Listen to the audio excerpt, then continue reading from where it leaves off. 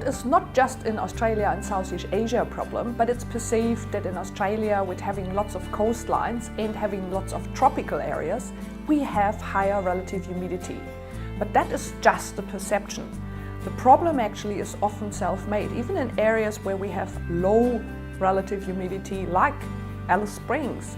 The problem can be man-made by constructing dwellings who have condensation issues, or after floods, or internally that pipe are breaking or shower heads popping out of the wall. So any type, shape or form of moisture ingress will actually make mold proliferate.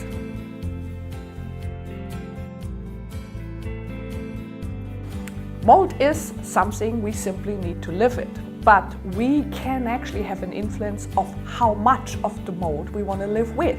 And the idea is to keep it to what we say a normal environmental amount and not actually start to grow it on our walls.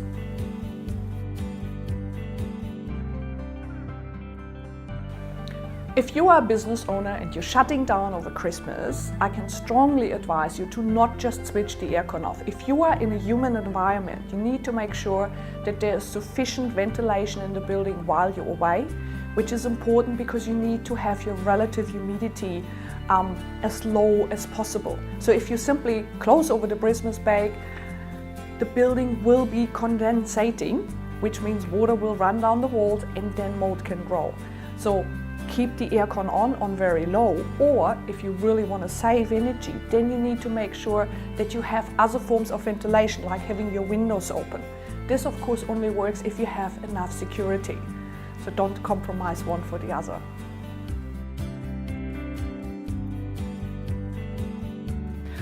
If you are a company and you would encompass flooding or any type, form or shape of moisture ingress, you have a broken pipe. The most important thing is to dry as quick as you can.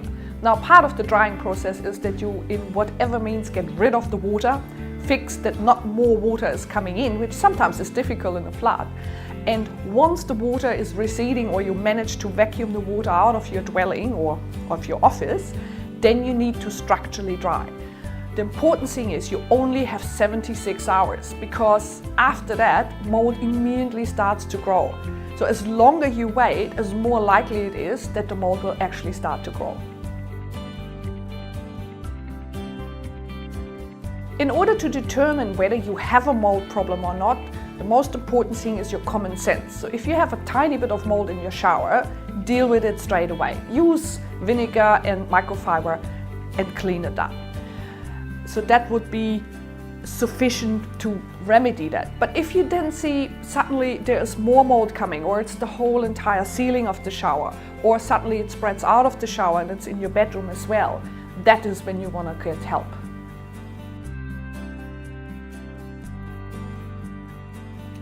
Mycologia's philosophy is actually to raise awareness in our clients and to enlighten.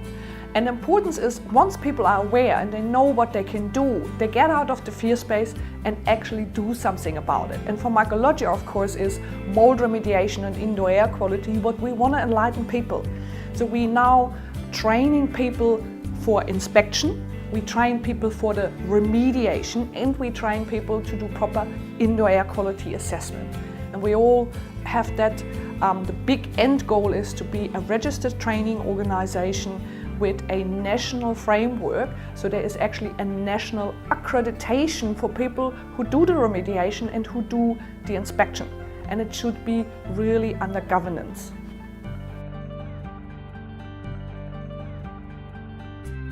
Mycologia actually has a very wide range of clients. Of course, where we have most impact is in larger organizations, where we have facility managers or companies who provide mass housing, like all the mining and resourcing companies. Of course, they have many more objects. So if we then educate our client, we actually can reach many more dwellings and then subsequently help more people than just educating single householders. But we get odd, very funny requests and very exciting jobs. We have royalties that we worked for.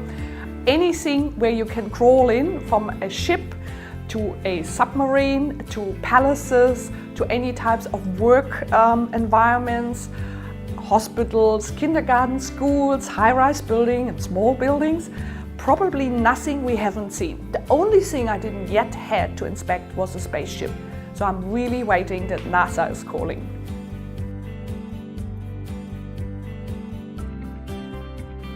Well, some of the exciting things that happened to Mycologia, and especially success with clients, were that we actually could not just fix problems, but we now actually can prevent problems.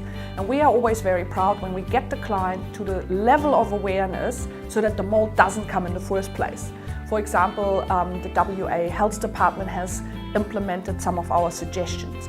The Australian Mold Guideline, which is written from authors at Mycologia, is now a document in court and get referenced. We have, when we did the first mold courses, 5 or 6 people came. Now there is 80 people in the course. At conferences, suddenly mold is a real topic. The press and the media is picking it up.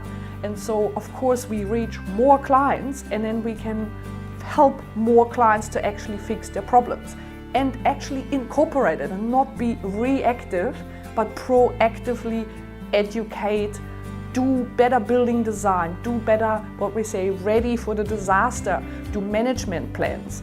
And then people are empowered to actually help themselves. And that's what we really like at Mycologia.